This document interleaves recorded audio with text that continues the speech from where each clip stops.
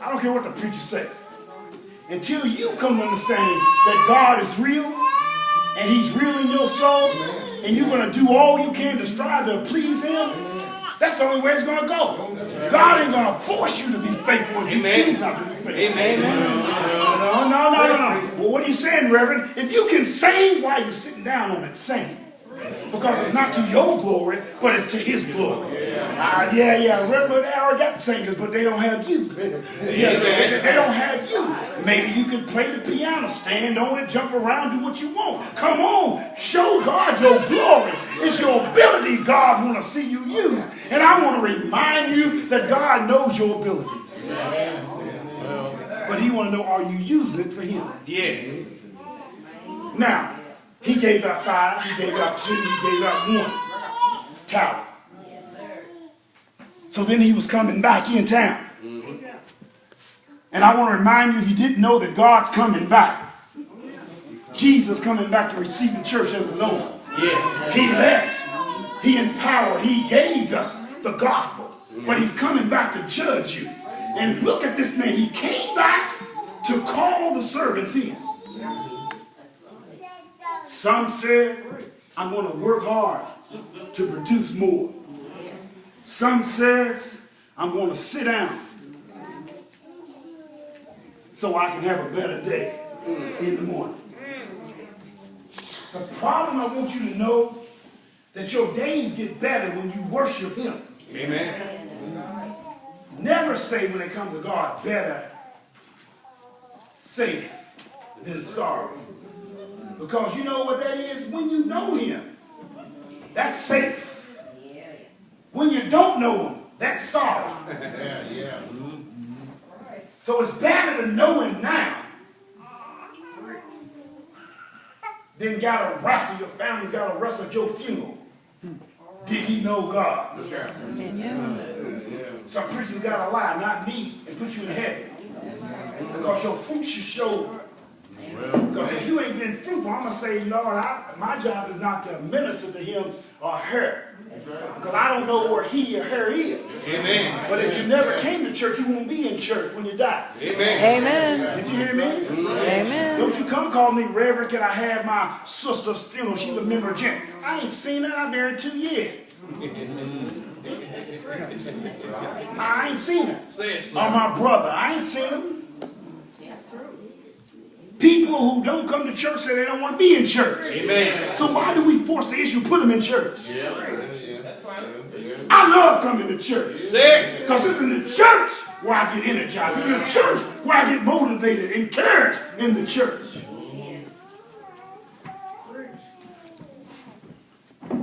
Better safe than sorry. That's why I need my Savior to do what God can do. I brag on you all the time. My wife tells me too much. But all the time. Everywhere I go. Whoever's house I'm in. Whatever city or state I'm in. You know why? Because you are a reflection of your pastor that reflects God. Hey, yes, sir. Did you hear me? Should I say it again? Yeah. One more time. You are the reflection of your pastor that reflects God. Paul says, follow me as I follow Christ. And so what I'm saying to you as a church, follow me as I follow Christ. That means you got to be in check with the word for yourself. That means when Reverend jumps off, you jump on. Reverend, you off beat because it don't say that in the word. So I want to remind you that God is a God that lets everybody in. God don't take appointments and applications. I'm talking to somebody. Because Jesus died for the whole world. Amen. And did you understand the whole world? I mean, the whole world didn't like Jesus, but he died for them anyway. You know, when he was nailed on the cross, that spike went between the capillary and that other bone and knocked into that vein. You hear me? And then he got hit right here with a nail that hit that artery, that vein. Well, he had hell coming this way and fire going that way. Hey! Every time he reached up and that nail hit that artery in that vein, it sent hell across. He experienced hell in his body so I wouldn't go to hell. Do you understand what he did for you and me? Well, I hear us saying well, but I want us to check our abilities and how we use it to glorify him. I said earlier that being a pastor is not easy. I hear two people. Hold on. You got to be compassionate. You got to love the hell out of people when they hate the hell out of you. You got to do for everybody when everybody don't want to do all they want to do you in. You got to be there, loving them like you love everybody that loves you back. You can't change. You got to be the same to everybody in spite of what people say or do against you. You got to pray for everybody that God has given you the shepherd until you come home. You got to mend the differences for everybody. You got to go looking for those that left the church for whatever reason because the pastor didn't come and visit me and my toe was hurt. Come on, somebody.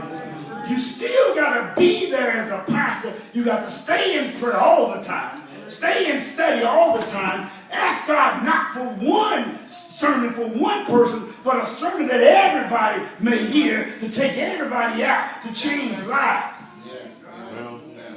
Your life don't just start on Sunday and end on Sunday evening. But as a pastor, it starts and it's never stopped because all day long you're moving. When your wife and children don't understand, you got to stay focused, keep your mind on God, and keep moving. And you wonder why. You say, Pastor's easy. Well, if it's easy, won't you do it?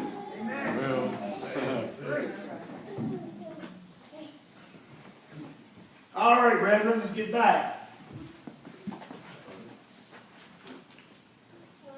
So he called in the one he gave 5 talents.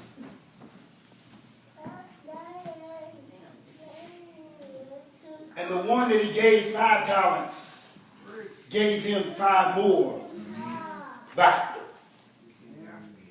The one he gave 2 more back. The one that prayed and could sing, can usher, serve food, serve communion, or call the sick, didn't just stop at what they could do, but seeked out to do more for God. Now that I'm retired, I can do more for God. Come on, somebody. I'm talking to somebody. Not only can I pray, Reverend, but I want to make myself hospitable. Hospitable. Hospitable. I want to usher. Not only can I do that, but I can cook. So with all the other things, I want to be on the culinary committee and start cooking. Not only can I do everything else that I did, but I just discovered I could sing a tune. I'm better singing with the crowd than I am solo. So I want to become part of the choir too.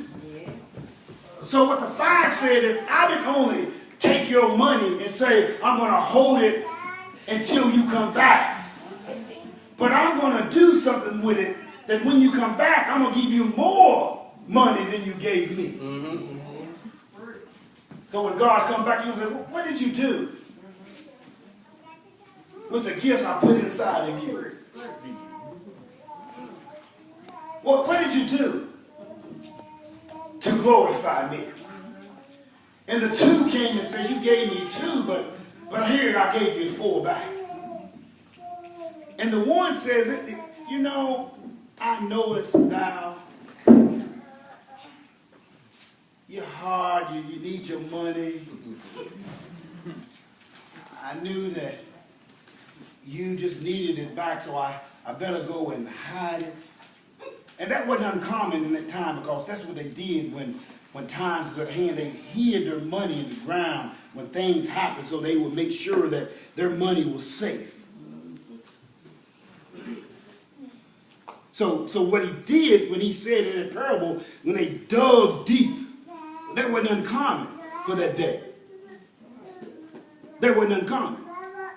You and I see something wrong with that. He didn't. He was saving what the master gave him. But what was wrong was he left it there. He sat down on it. He didn't use it. It brought the master no glory. It brought the master no return. It didn't do anything. It just withered away. And that's what we do as Christians that don't use our ability. We just wither away and let the storm of life tear us up. And we don't say, Lord, how can I say stand by me when I don't get to know you? Well, yeah. One. So what? You can only do one thing. Use it to the best of your ability to bring God glory. See, don't worry about praying like the deacons, ushering like Thomas, doing whatever you're doing, cutting grass like Sonny. You might can't do that, but do what you can do. Say it, sir. If I gotta go fill the gas tank up for Sonny to cut the grass, I did it. Well. Am I right? Yeah. If I gotta come and vacuum, at least I vacuum.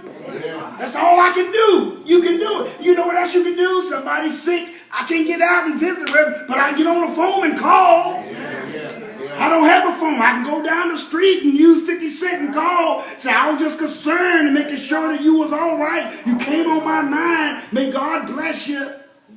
You have the abilities in your hands to use what God has given you. Somebody needs to be fed. I can't do nothing, but I can surely fix some bread. Do it to your ability that God can be glorified in your existence. Hear me, somebody. Amen. God didn't just bring you here to sit here.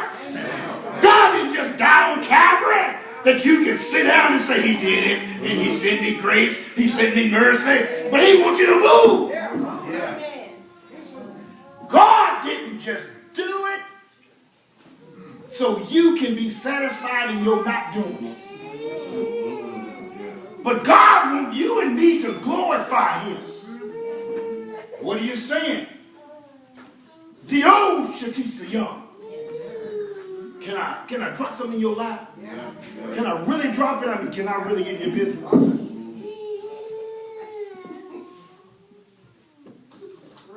Older ladies need to teach young ladies how to be ladies. Amen. I ain't a meat. You see a young girl wearing something in church they shouldn't wear, have the meekness to tell them, we don't dress like that. Hear me? You see a young man hanging his pants down in church, showing his drawers in church. You older brothers need to pull him up and say, son, pull him up before I pull him up for you. We just don't act like that and dress like that in church. Yes, sir. Oh, can I get deeper? You know of a friend that's beating his wife? You have the ability to talk to him and say, brother, we just don't do that. That's out of the will of God. See, when you're in the will, God protect you. But when you're out of the will, the devil's on you. Yes, sir. Did you hear me? Yeah. When you're in his will, he will protect you. But when you're out of his will, the devil's on you. We got to come into reality and say that friends and family and enemies is not greater than God. And I want to sound the alarm till I can sound it no more. We got to put God first in everything. God's got to come in front of your wife, your children, your friends, your family, your enemies, your bosses, your communities, your gas tank, your banker, whatever. You got to put God first. You got to know what it means to be a child of the living King. Because he loves you that much that he died for you and me.